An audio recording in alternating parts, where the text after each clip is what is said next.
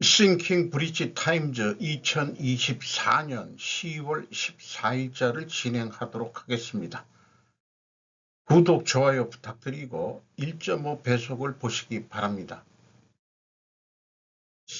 오늘의 편집 내용 제목들이 되겠는데요. 앞에 대북 문제를 좀 다루어 봤습니다. 이 대북 문제를 제가 취급해 볼 때는 제가 제3자적인 입장에 생각을 하기 어렵다는 것을 솔직히 좀 말씀드리지 않을 수밖에 없을 것 같아요. 우리가 당사자이들이기도 하고 객관적인 어떤 입장에서 바라보는 시각을 가질 수 있을까 하는 또 그런 바람이기도 하고, 또 어떤 사안에 따라서 우리의 생각들은 또 변하고 바뀐다고 저는 생각을 합니다. 그런 전제 조건 하에서 좀 진행을 해볼까 합니다. 좌파 정권은 왜 국가정보원을 무력화시켰을까? 라는 전 국정원장의 회고록 책 제목이 되겠습니다. 김윤덕 기자가 조선일보인데 그걸 빠뜨렸네요. 회고록 낸 이병호 전 국정원장, 국가안보전략연구원에서 이병호 전 국정원장이 본주에 인터뷰를 가졌다. 소리 없는 전쟁의 최전선에서 싸우는 국정원 직원들의 명예를 회복시키고 싶었다고 말했다. 요거는 고은호 기자라는 사람이 쓴 내용입니다. 그런데 조선일보의 제목은 문의 국정원 사냥은 역사적 범죄, 정치로 안보 흔들지 마라가 원래 기사 제목입니다. 이것도 좀 객관적인 제목이 아닌 것 같아서 제가 아까 그렇게 말씀을 좀 드린 거로 생각을 좀 해서 제가 전 국정원장이 쓴 책의 제목으로 택했습니다. 기자의 질문. 국정원 댓글 공작은 여론 조작이고 정치 개입 아닙니까? 북한은 광우병 난동 때부터 1명이 선동글을 올리면 9명이 퍼나르고 90명이 클릭하는 1대 9대 90의 댓글 착동을 펼쳤다. 이에 국정원이 일상적 대응 활동을 한 것이 사건의 본질이다. 이렇게 답변을 했답니다. 그래서 얘기한 걸 보면은 댓글이 한 5천만 건인데 대선에 개입했다는 의혹을 받은 게 2,200건이었다. 그런 그 비율은 0.0044%에 해당하고, 이 0.0044% 중에서도 반은 다른 거였다, 이렇게 또 얘기를 하고 있습니다. 그리고 거액의 김대중 전 대통령 비자금이 해외 은행에 예치되어 있다는 제보가 있었다. 비자금 일부가 북으로 흘러간 징후가 있다는 내용도 포함됐다. 그러나 검찰은 비자금엔 관심이 없고 추적 업무를 담당한 간부 직원만 격리 규칙을 어겼다며 감옥에 보냈다. 국고 손실죄가 성립하려면 국정원장이 일개 회계 직원이 돼야 한다. 항소심은 국정원장은 회계 직원이 아니라고 판결했지만 김명수 대법원이 이를 뒤집었다. 국정원장이 회계 직원이면 특활비를 사용하는 모든 부처의 장관도 회계 직원인가? 한마디로 국정원의 비자금은 이거는 국정감사에서도 빠지는 얘기고, 통치행위를 하기 위해서 대통령이 필요하면 갖다 쓸 수 있는 그런 돈이다. 그러니까 그것은 설명하지 않아도 되는 돈이다. 이런 것을 하고 있죠. 또 이런 질문, 당시 적폐청산을 지휘한 이가 윤석열 대통령인데 어떻게 생각하냐? 그 당시는 서울시 중앙지검장 윤석열 입장일 때하고 대통령 윤석열 입장에서 볼 때 국정원을 보는 시각은 다를 것이라고 생각을 한다. 그러니 당시 형사처벌받은 국정원 직원 전원을 사면 복원시켜 준 거 아니냐, 이렇게 이제 답변을 했습니다. 그리고 그 말 중에 북한이 전쟁 혹은 전쟁에 준하는 도발을 하지 않을 거라고 누가 보장하나, 이런 게 있는데, 뒤에도 또 좀 연관된 내용들이 있습니다만은, 김정은이가 이국가론을 내고 요새화하고 뭐 이렇다고 해서 장인애들은 이제 남침의 생각은 전혀 없다, 뭐 이렇게 얘기하는데, 믿을 놈 한 놈 없는 거죠. 세계라는 게. 이 두 사람이 북한으로부터 암살 위협을 받는 김관진 전 국방부 장관과 그 다음에 이제 이병호 그 국정원장 재직 시설, 이렇게 이 두 사람이 이제 그 북한의 암살 대상이다, 뭐 이렇게 얘기를 하고 있네요. 그래서 이분이 국정원장 재직시설 북한을 국정원 업무의 주 타깃으로 복귀시켰고, 이 시기 태영호 주영 북한공사 망명했고 류경식당 종업원 집단 탈출이 이루어졌다, 이렇게 소개를 하고 있습니다. 세 번째, 여러 번 질문 중에서 문재인 정부는 왜 국정원을 무력화했을까?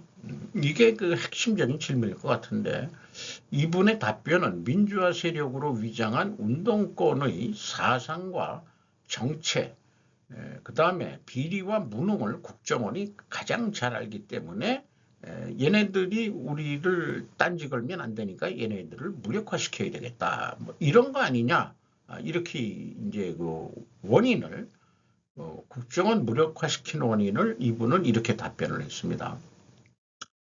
새 국정원법은 뭐 여러 가지 이 간첩을 못 잡게 현재 돼 있죠. 방첩이라고는 얘기 돼 있습니다만은 국내에 그 정보 활동을 못하게 되어 있다 이거예요. 그러나 미국의 FBI, 영국의 MI5, 이스라엘의 신베트가 하는 국내 정보 기능은 할 수 없다. 그러나 산업 스파이를 잡고 테러를 방지하고 마약 범죄를 추적하려면 국내도 함께 모니터해야 하는 게 상식이다. 대북 비밀 정보 활동도 지금은 할 수 없다, 이렇게 이제 답변을 했네요. 국정원이 정치에 개입하고 인권을 탄압하고 간첩을 조작하는 시대는 오래전에 지나갔다. 그리고 인권 자유와 가치와 자유의 가치와 충돌하는 것은 맞다. 그러나 전체 국민의 생명과 재산을 보호하는 공익이 더 크기 때문에 모든 나라가 국내 공안 기능을 중시한다. 이 공안이라는 말은 사실은 중국 애들 용어 아니에요? 우리나라는 국내 치안이라고 얘기해야 되는 거 아닙니까? 이 공안이라는 말을 썼다는 거에 내가 흠칫 이상한 느낌이 들어요. 이것이 제대로 작동했다면 새만금 잼버리 사태도 막을 수 있었다. 냉전시대 주소련 미국 외교관이었던 조지 캐넌은 소련 공산체제는 달래거나 설득으로 변화체제가 아니므로 단호하고도 장기적인 봉쇄 정책으로 맞서야 한다고 했다. 그러니까 현재 윤 대통령의 그 대북과는 제대로 된 거다, 이렇게 얘기를 하고 있습니다. 박근혜 대통령이 원망스러울 법도 한데, 박근혜 때 이제 뭐 그런 정치 공작 댓글 뭐 이런 것들로 이제 무너진 거니까 국정원이 원망의 대상은 아니다. 역사란 것은 받아들이는 거지. 그리고 역사가 반드시 정의로 가는 것도 아니다, 이렇게 얘기를 했습니다. 뭐 전체 전문은 아니고 제가 필요한 것만 좀 또 취사 선택했다는 것도 제 생각이 들어간 거겠죠. 그래서 이분이 요거를 또 우리가 논리 구조로 한번 생각해 봤습니다. 이런 거 하나 작성하려면 제가 좀 많이 자꾸 생각을 하게 되는 그런 논리 연습을 해야 됩니다. 아까 얘기한 대로 민주화 세력으로 위장한 운동권의 사상과 정체 비리와 무능을 국정원이 잘 알기 때문이다. 이게 원인이라면은 요거를 원인 가정이죠. 운동권의 비리와 무능 은폐다. 요게 이제 가장 원인인데 만약에 북한 댓글 공작 대응을 국정원이 한다면 그러면 국정원은 무력화될 것이다. 왜냐하면은 집권을 한 운동권의 비리와 무능을 잘 알기 때문에 그들이 은폐하려 하기 때문이다. 이렇게 이제 설명을 할 수 있을 것 같아요. 그런데 이것이 이제 근본 원인이라면은 필연적으로 존재할 다른 결과 꼭 하나만은 아닙니다. 여러 가지가 나올 수 있겠고 또 가정 원인이 또 딱 하나만 있는 건 아니지만 근본 원인은 하나로만 좀 압축을 해보자. 그러면은 이 논리대로 한다면은 국고손실죄로 국정원장 제거가 나타난 거죠. 이렇게 그 국내적인 입장에서만 그려볼 수는 있겠어요. 그런데 그때 그 박근혜 탄핵도 동시에 일어나고 뭐 했기 때문에 이거를 어떻게 생각해야 되느냐. 저는 이렇게 한번 생각을 해봤어요. 그 DJ 비자금 대북송금 추적이 더 문제였을지 않았겠느냐. 댓글도 댓글이지만 만약 국정원이 DJ 비자금 대북송금을 추적을 계속한다면 그러면 대공 업무를 제거하고 국정원을 무력화할 것이다. 왜냐하면은 문재인은 친중 언더카바인 친미주의자이기 때문이다. 이렇게 가정을 해보는 겁니다. 그러니까 겉으로는 친중을 얘기하는 것 같지만은 그건 아닐 수 있다 이거죠. 왜 그러냐면은 이것이 근본 원인이기 때문에 휴전협정을 뭐 줄기차게 5년 동안 평화협정으로 해서 북한 김정은이하고 대화도 많이 하고 뭐 했는데 나중에 너 말만 하는 놈 아니야 해가지고 이제 대화도 안 하고 뭐 이렇게 되는 거로 끝났습니다만은 근데 여기에서 이제 문재인 대통령이 전 대통령이 뭘 몰랐다 알았겠지만은 자기 힘 한국의 대통령으로서도 할 수 없는 일을 한 거 아니냐 하는 생각이 들어가요. 왜냐하면은 한국은 휴전협정 당사국이 아니죠. 휴전협정에 한국은 왕따 됐습니다. 아니면은 그때 이승만 대통령은 휴전에 동의를 안 했기 때문에 참석을 안 했을지도 몰라요. 당사국은 미국이에요. 그러니까 북한의 대화 창구는 한국이 될 수가 없습니다. 그러니까 이번 그 국경선, 군사 분계선을 요새화하겠다는 것도 유엔사에 통보를 했지 한국군에 통보한 게 아니죠. 그러니까 휴전협정을 평화협정으로 돌리려고 해도 문 대통령이 주도적으로 할 입장은 아니었다.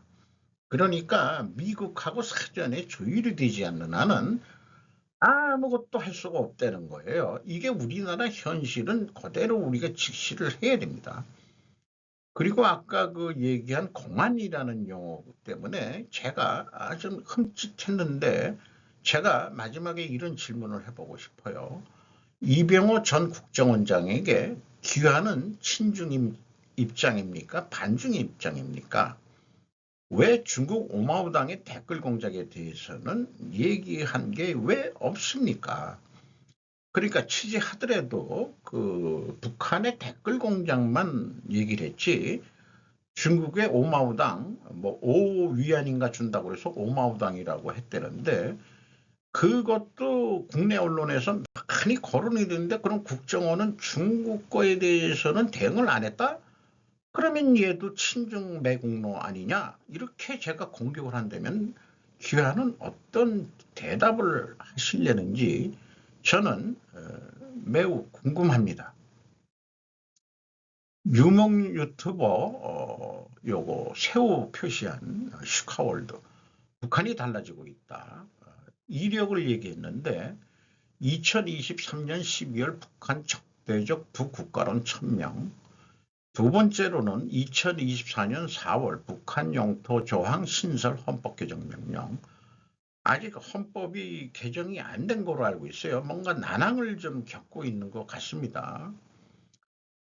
마지막에 그 군부대에서 갔을 때 뭐 여러 가지 얘기한 것 중에서 또 가져온 것은 자기네들을 건드리지 않으면은 자기네는 가만히 있겠다 이런 거죠. 그리고 여기에 이렇게 또 표현된 거를 전해주고 있네요. 우리는 솔직히 대한민국을 공격할 의사가 전혀 없다. 이거 안 믿습니다. 의식하는 것조차도 소름이 끼치고 그 인간들과 마주서고 싶지도 않다. 적들이 우리 국가를 반대하는 무력 사용을 기도한다면 공화국 무력은 모든 공격력을 주저없이 사용할 것이다. 여기에는 핵무기 사용이 배제되지 않는다. 세 번째, 2024년 10월 최근이자 북한 요새화 선언, 국경 영구적 차단, 공화국과 대한민국 영토에 철저히 분리시키기 위한 실질적인 조치를 취한다. 남측 국경을 영구적으로 차단, 뭐 이렇게 한다는 거죠. 이거를 유엔사에 통보한 거죠. 그래서 이 진행자는 북한이 달라진 원인은 뭐냐 해가지고 쫙 썼는데 해외 북한 외교관, 엘리트 외교관들의 탈북이다. 그러면은 그 탈북 때문이라고 그러면은 또 물어봤을 됐어요. 그러면은 왜 북한 엘리트 외교관들이 왜 탈북을 하느냐? 그것까지 조금 더 파고 들었으면은 더 좋았지 않았겠느냐?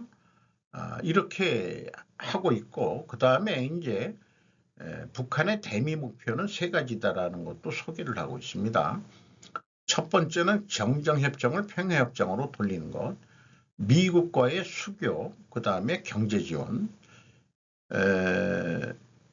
그러면은 정전협정을 평화협정으로 돌리는 것은 문재인 대통령도 희망사항이었는데 그러면 서로 둘이 대화가 될 때 왜 안 됐지? 그게 이제 미국 빼고서는 안 된다는 건데 자관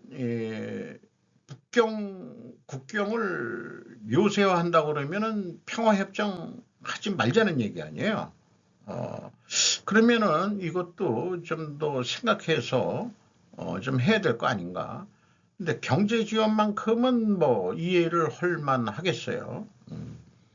미국과의 수교? 미국이 수교를 해줄까? 글쎄요. 그 어떻게 될지 참 매우 궁금합니다. 그래서 지금 이 진행자가 슈카월드가 진행한 거를 논리적 충분 조건으로 얘기하면은 적대적 이국가론과 헌법 개정 명령을 한다면 그러면은 북한 요새화 선언이 일어날 것이다. 왜냐하면은 북한 엘리트들이 계속해서 탈북을 하고 있기 때문이다.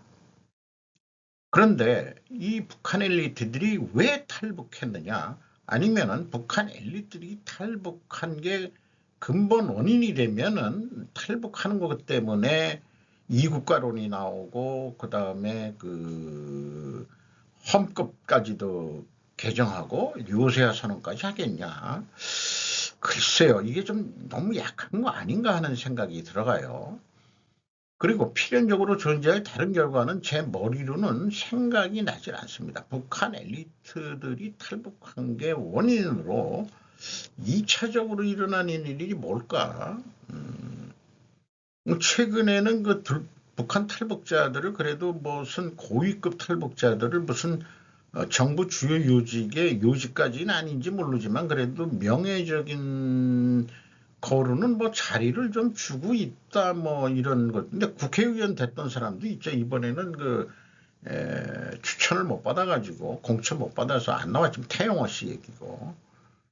그렇습니다만은 또 최근 뉴스는 그 또 탈북한 이 외교관의 딸이 미국에 이제 망명해서 살고 있는데 에, 그 여자를 뭐 또 무슨 특별 대사를 시킨다나 뭐 이런 뉴스도 있었었죠. 어쨌든 북한 엘리트들의 탈북이 근본 원인이라면 필연적으로 존재할 다른 결과는 제 머릿속으로는 생각나지 않습니다. 그래서 다시 한번 바꿔봤어요. 음, 근본 원인이 뭘로 좀 자꾸 생각을 해보자. 친노파의 득세라고 저는 가정을 해봅니다. 그러면 북한 제외 공간이 폐쇄된다면은 그러면은 친중 북한 엘리트들의 탈북 럭시가 일어날 것이다. 왜냐하면 북한 내에서 친노파가 득세하기 때문이다. 아시다시피 북로가 되고서 중국 공산당 내 아니 북한 공산당 내에도 친중파가 있고 친노파가 있다고 알려져 있습니다.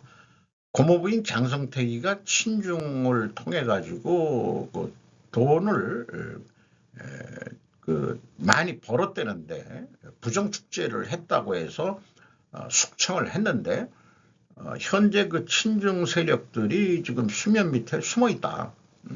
근데 김정은이가 죽으면은 친중 세력이 또 올랐을지도 모르고 그러니까 대공간을 폐쇄하면서 들어오라고 들어가면은 북한 내에 친노파가 득세 있으면 자기네들은 왕따 당하고 별일 없고 잘못하면 숙청도 당할 수도 있고 그러니까 탈북하는 거다 이게요.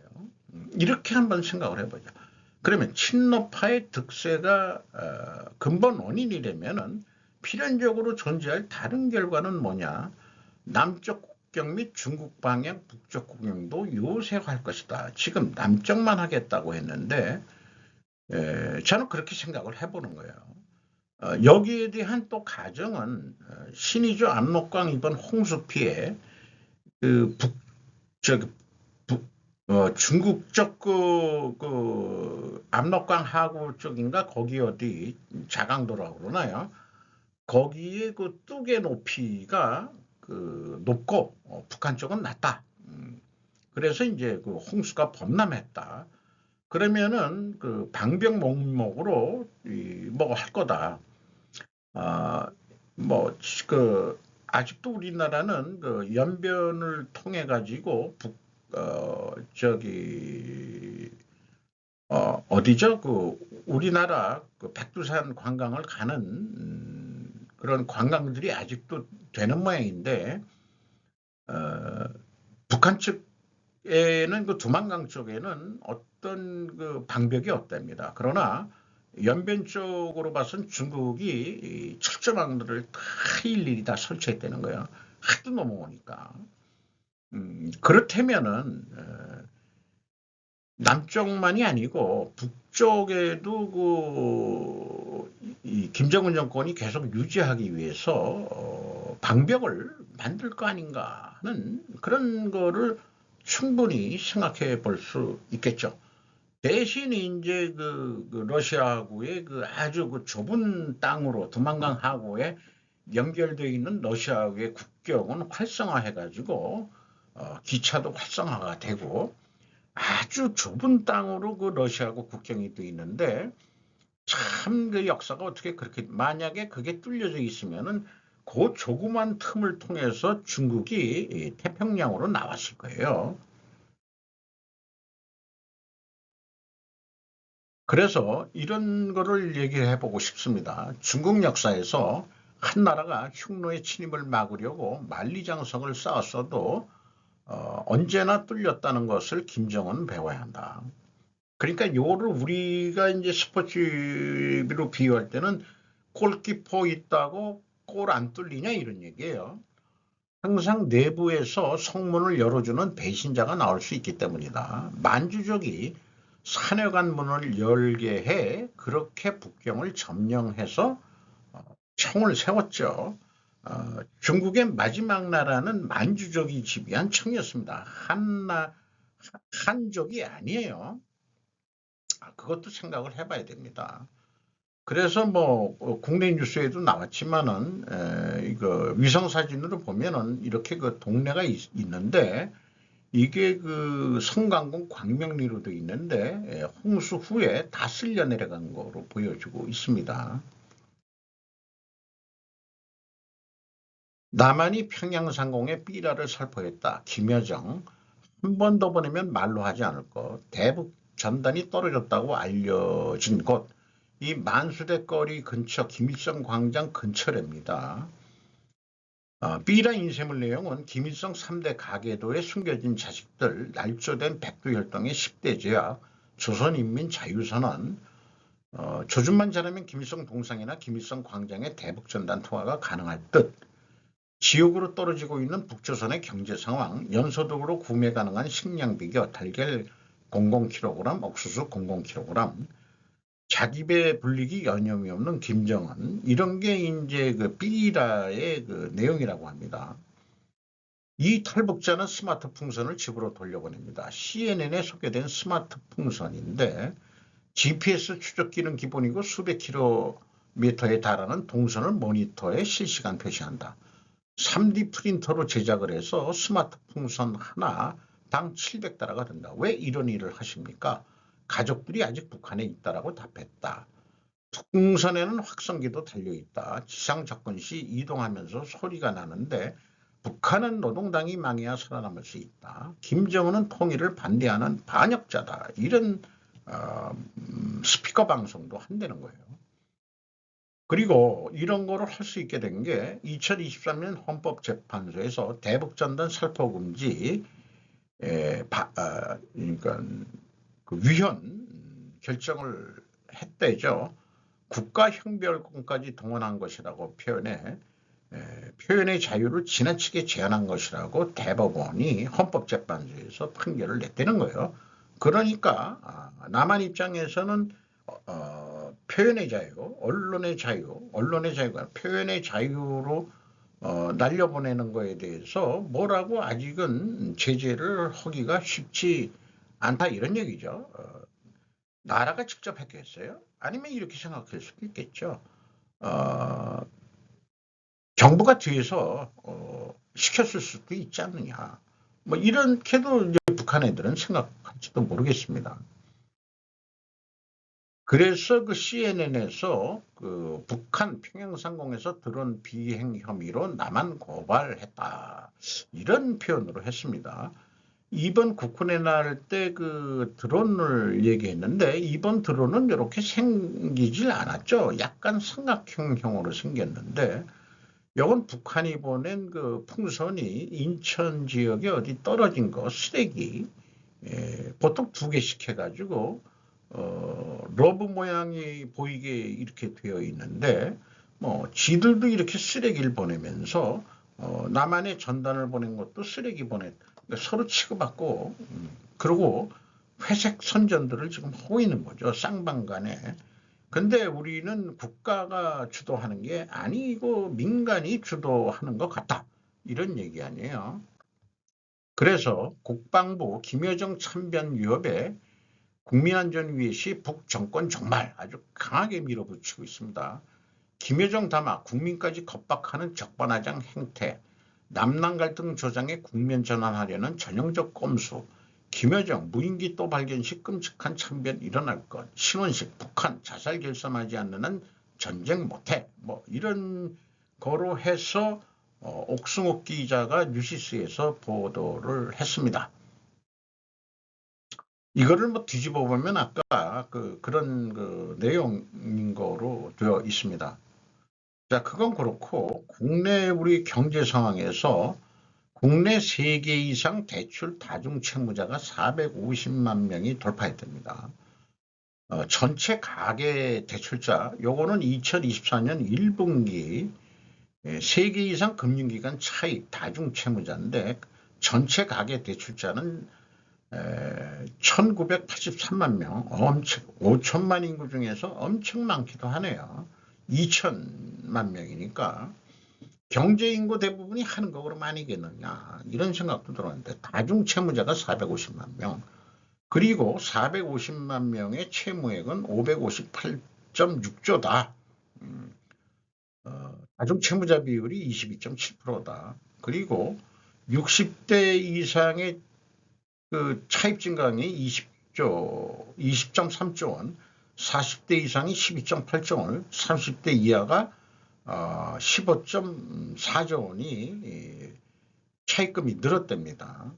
그리고 연체액이 전체 채무자는 그 15.6조 원인데 취약 채무자는 8.9조 원이다. 그러니까 반 이상은 취약계층의 채무자들이 이자를 못 내고 있다. 이런 거를 코리아 웨이브에서 보도를 했습니다. 저도 아직 빚이 있긴 있지만은 한 3개 이상이 아니고 한 개 금융기관에서 2개를 쓰고 있는데요. 그 하나는 비상사태를 위해서 대출 승인을 해놓고 아직 돈을 뺀 적은 없고, 하나는 신용대출로 계속 갚아나가고 있고, 그러니까 비상사태를 위한 거를 해놨는데, 아니 돈도 안 빌려가는데 이미 계약을 끊어야 되겠어 하길래 내가 그 직접 은행에 찾아가서, 자, 나는 사업자인데 내가 뭐 요즘에 그 돈도 안 빌려가고 한다고 그 대출을 끊겠다고 하는데, 은행의 존재 목적이 뭐냐? 이자벌이 아니냐, 이자벌이. 그럼 내가 언제 사업에 필요해서 돈을 빼갈지 모르는데, 이 은행이라는 게 사업하는 사람들 좀 도와줘야 되는 거 아니요? 어? 그 실적이, 그 옛날에는 실적이 있었잖아. 나 사업하고 뭐 잘 나갈 때. 그럴 때는 가만히 있더니 말이야. 이제 그 노땅 됐다고 당신들 내가 그 됐다고 해가지고 이러시면 되겠어. 아직 나 사업자야. 그래가지고 좀 뭐 항의라기보단도 좀 설득을 했죠. 그랬더니 알았습니다. 해가지고 연장을 해주고 있는데 뭐 큰 금액도 아니에요. 큰 금액도 아닌데 그 대출 한도가 그 사업에 지금 돈이 필요가 없으니까 그 돈을 안 빼고 쓰고 있죠. 자관 빚을 없애야 됩니다. 그래서 자기 그 1년 그 영업활동 총 영업비용에 생활비 포함해서 25%를 넘기면 좀 곤란하다. 저는 그렇게 생각합니다. 25%면은 딱 안정적이다. 그래야 이 은행도 좋아해요. 그 이자를 계속 받아먹으니까. 갚을 능력이 있어도 일부러 안 갚는 경우도 있습니다. 기업들은. 그런 경우도 생각해 볼 수 있어요. 데이터에 따르면 이민자들은 트럼프의 말에도 불구하고 흑인이나 히스패닉계 사람들로부터 일자리를 얻지 못하고 있습니다. 그러니까 요거는 그 파티마 후세인하고 AP인데 민주당 해리스 쪽이 유리한 내용이죠. 이렇게 되면은 대규모 불법 이민자들 추방 사건이 발생하면은 미국 납세자들은 최대 1조 달러의 비용에 발생할 수 있으며 식량과 주택을 포함한 생활비가 치솟을 수 있다고 경제학자들은 말한다. 그래가지고 취재한 데가 휴스턴의 건설회사인 마렉 브라더스 홀딩스 1000여 명의 직원을 고용하고 있는 스탠 마렉이라는 CEO하고 대담한 내용인데, 추방 노력이 결실을 맺는다면 그들은 우리 경제에 막대한 기여를 하고 있으며 과일과 채소도 없을 것이고 정원도 없을 것이라고 말했다. 이들이 농업이나 이런 데 가서 일을 한다는 거예요. 또 정원도 가꿔준다고. 미국 내 인구로 구성된 노동력은 매년 미국 GDP의 약 4%를 불법적으로 차지하고 있기 때문에 대량 추방으로 인해 약 1조 달러의 손실이 발생할 것으로 예상합니다. 1조 달러의 그 손실이 나오더라도 트럼프는 불법 이민을 내쫓겠다는데, 그러니까 트럼프는 자기 할 말 하는 거고, 그리고 또 일개 건설사 대표의 견해가 트럼프가 주장하는 것에 반대할 충분한 근거는 되지 못하는 거 아닐까 생각을 합니다. 그리고 그 전반적으로 그 누가 대통령이 되든 리쇼어링 제조업을 미국에서 다시 한번 Make in USA, Made in USA 이렇게 되려면은 이제 블루 칼라들이 이제 화이트 칼라만큼 대우를 받는 미국이 되고 있다. 따라서 대졸자들이 블루 칼라로 들어가서 일할 날도 미국도 얼마 남지 않았다. 오히려 화이트 칼라는 언제 잘릴지 모르고 전전긍긍하지만 블루 칼라는 기업이 거기 있는 한은 일할 자리는 충분히 있다. 이렇게 미국이 변하고 있다는 거죠. 연말까지 3자 정상회담 모덴톤 구축. 바이든 대통령이 그 임기 말전에 한미일 정상회담을 좀 할 것 같습니다. 중앙은행이 정부로부터 독립한 이유가 중요한 이유는 무엇인가요? 헨리 마오 에코노타임즈가 그 호주 쪽에서 발행하는 건가 싶어요. 자관 일본도 그 아베는 일본은행은 그 국가의 자회사다 이렇게 얘기를 했는데 지금 뭐 역사적으로 보면은 그 중앙은행은 좀 독립적이어야 된다는 방향으로 얘기를 좀 풀어 나가는 것 같습니다. 금리 설정을 직접 통제하는 정부는 오랜 역사적 추세와 중앙은행의 독립성을 포함한 국제금융규범에 위배될 수 있다. 금리를 정부가 결정하면 안 된다 이런 얘기죠. 중앙은행 독립이라는 개념은 오랜 역사를 가지고 있다. 경제학자 데이비드 리카르도로도 얘기했고 나폴레옹도 그렇게 얘기를 했답니다. 그런데 이제 그 케인즈 세계관에 따르면 정부가 금리 통제와 중요한 경제적 지렛대를 포기하는 것은 터무니없는 일이다. 또 그렇게 이제 케인즈는 얘기했다는 거죠. 그런데 밀턴 프리드먼과 같은 신고전주의 경제학자들은 금리를 반복적이고 장기적으로 인상해야만 프레그션을 위기를 끝낼 수 있다고 주장했다. 뭐 이런 게 수십 년 전부터 뭐 서로 왈가왈가 하면서 나오는 얘기 같아요. 호주 그 RBA 이게 호주 그 중앙은행의 약자인 것 같습니다. 1980년대 초 사실상 독립을 했다. 독립중앙은행도 2007년도 글로벌 금융위기가 발생한 데 부분적으로 책임이 있다. 정치적 독립성을 유지하면서 은행을 개선할 수 있는 실행 가능한 타협안을 찾을 수 있어야만 한다. 대안이 중앙은행의 독립성을 완전히 확보하는 거라면 연합은 협상 테이블로 돌아가서 다시 앉아야 될 것 같다. 대안이 이거는 폐지하는 것이라면은 그건 아니다. 이런 내용과 같습니다.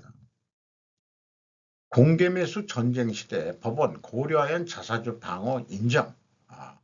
이게 MBK가 가처분 신청을 했는데 위법이라고 아니다. 이렇게 됐으면은 아무래도 고려하연 측이 좀 유리하게 되지 않을까 생각합니다만 결국 어저께도 소개했지만 이 표대결로 갈 것 같다. 결국은 이런 것 같습니다. 그리고 우리나라 제도상 자기 주식 취득 규제 IMF 지속 완화됐고 기업들은 배당 가능 이익 한도 내에서 제한 없이 자기 주식을 취득할 수 있게 됐다. 이런 내용을 했고 이런 판결이 나오게 된 것은 1985년 미국 우노칼 판결이 아마 인용을 하지 않았겠느냐. 이런 거에 근거가 있으니까 MBK가 그 가처분 신청을 냈다 하더라도 이거 위법 아니다. 이렇게 판결을 내서 고려인 측이 조금 더 유리한 고지에 올라간 것 같습니다. 테슬라 로보택시 공개했지 공식 제품 출시는 2027년 말 정도로 얘기를 한답니다. 거기다가 옵티머스 로봇이 있는데 아직까지 좀 어정쩡하다 그런 거를 소개를 하고 있습니다. 겸해서 이제 또 선거 얘기까지 소개를 하고 있는데 테슬라의 정치 선거운동 요게 이런 게 있었네요. 미국에서 그 특정 후보에게 돈을 주는 것은 불법이라는데 정치현금은 낼 수는 있겠죠. 근데 수정헌법 1조 표현의 자유와 2조 총기 소유 자유를 지지하는데 서명하는 사람을 추천하면 돈을 주는 것으로 47달러를 자는데 47대 대통령을 의미한다. 그래도 되나?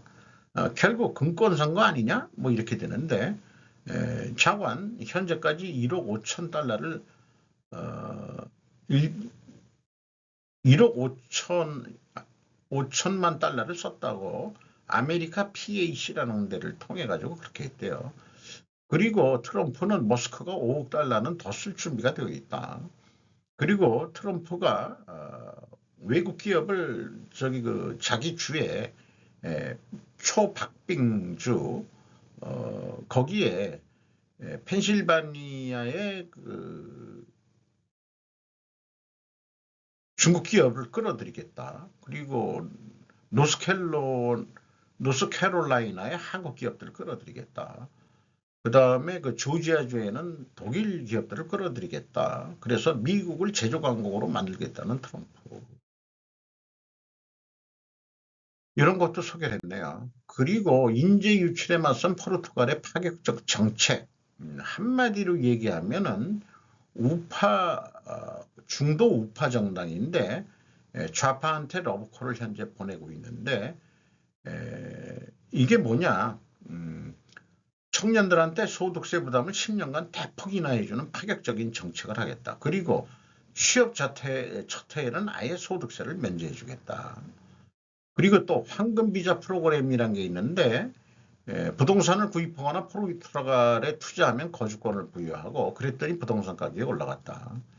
이 친중 매국노들이 이런 방법으로 제주도 원희룡이 제주도 지사했을 땐가 지금 국힘이지만은 자관 여당이나 야당이나 친중 매국노들은 거주권만 아니라 아예 지방선거권까지 부여한 망할 대한민국이라고 제가 지금 지방자치제 그래서 없애야 된다고 주장을 하게 되는 거죠. 대한민국도 청년 중소기업 취업자 소득세 감면이 있다. 포르투갈은 저리 가라. 제가 의문보호를 했는데 조세특례법 27조 3항에 열거된 중소기업에 한정돼 있어요. 농업, 입업, 광업, 제조업, 건설업, 도소매업 등이지만은 전문 서비스와 금융, 개인 서비스, 스포츠, 여가 등 업종은 안 된다. 그런데 우리나라에 어저께도 얘기인가 했지만은 저임금 청년층은 뭐 소득 그거 얼마 깎아준다 그래도 근본 받는 게 적으면은 장가도 못 가고 그 다음에 연애도 못 한다는 게 일본 뉴스를 소개를 했죠. 우리나라하고 거의 똑같습니다. 그리고 현재 대학 나와서 누가 중소기업을 들어가려 하냐. 그래서 여기에 보면은 중소기업이 아니고 모든 업종에 포르투갈처럼 10년간 소득세를 대폭 완화해 주겠다. 재정이 법인세를 좀 더 걷어들이든지 그리고 또 불효불급한 예산들을 많이 삭감해야 될 거라고 생각합니다. 그런데 일본의 젊은 노동자들이 엄청난 임금 격차의 해로 향하고 있다. 낮은 임금으로 청년 유출을 고민하는 또 다른 나라가 있으니 그리고 요게 최근 우리나라 평균 임금인 이게 GDP인가요? 2013년에 역전됐대네요. 아니다. 평균 연봉인 모양인데 48,922달러. 그 다음에 일본은 41,509달러. 이렇게 되고 거의 이렇게 30년 정도 그냥 변함없이 오고 있다는 게 문제죠. 그럼에도 불구하고 일본 청년들은 안전과 청결에서 일본을 이길 수 있는 나라는 없다. 그리고 일본인들의 열악한 외국어 능력과 서구 국가로 가면 인종차별에 대한 우려로 그대로 살겠다는 청년들이 의외로 많다. 그리고 일본은 임금이 낮다 하더라도 선진국들에 비해 낮은 물가다. 그 다음에 저렴한 일본의 주택가격. 그리고 겉모습만 보면은 인종차별 걱정 없는 대한민국, 입만 안 열면 구별 불가 이렇게 표현했어요. 해필이면은 또 연예인들 사진만 비교를 했는지 모르지만은 그냥 보통 사람 얼굴 갖다 놔는 게 더 낫지 않겠어요. 한국이나 일본이나 저임금 청년들은 결혼과 연애도 못하고 있다. 거기다가 한국은 주택가격이 너무 올랐다. 올라도 너무 올랐다 이게요. 그래서 그게 문제죠. 해결책 잘 안 보입니다. 약 15년 전에는 한국에서 일본으로 유학을 하는 방법이 한국이 치열한 생존 경쟁에서 한국을 떠나서 일본에 취업을 하는 것이 유리해. 이게 역전이 됐다고 그러지만은 일본이 잃어버린 30년 때문에 그렇게 된 거지. 우리나라보다 임금 수준이 좋았던 시절, 그때는 일본으로 우리나라 사람들이 유학도 가고 거기서 필요하면은 취직도 하고 그렇게 해서 또 일본 여자를 얻어가지고 일본에 정착하는 경우, 이런 경우도 있었죠. 한국에서는 너무나 치열한 생존 경쟁인데 한국은 거기다가 학연, 지연, 혈연에 그다음에 무슨 년까지 있나 학연, 지연, 혈연 거기다가 하면은 종교연 뭐 이런 것까지 해서 하도 이 중국 애들처럼 관계를 그렇게 중시하는 건지 모르겠습니다. 아주 한국 사람 청년들이 힘들어하고 지금도 힘들어하죠. 참 어려운 얘기입니다. 한국의 미래가 언론은 고객 만족과는 전혀 관계가 없는 업종이다. TBT, 싱킹 브리지 타임즈입니다. 이것은 제가 안 읽도록 하겠습니다. 제가 이렇게 유튜브 방송을 해보니까 저는 제가 소일거리로 하는 거고 이게 완전히 돈벌이다 생각을 해본 적은 없어요. 광고도 연결할 만한 수준도 안 되고 당연히 그렇습니다만은 제가 또 품질 시스템 이런 걸 해본 사람이기 때문에 품질 퀄리티 시스템 중국이 고 퀄리티로 가겠다고 그랬는데 이 퀄리티라는 게 이거를 고객 만족도 해야 된다는 얘기거든요. 근데 언론 기관들은 고객 만족할 생각이 없죠. 자기 색깔 콘텐츠 색깔대로 볼 테면 보고 말 테면 마.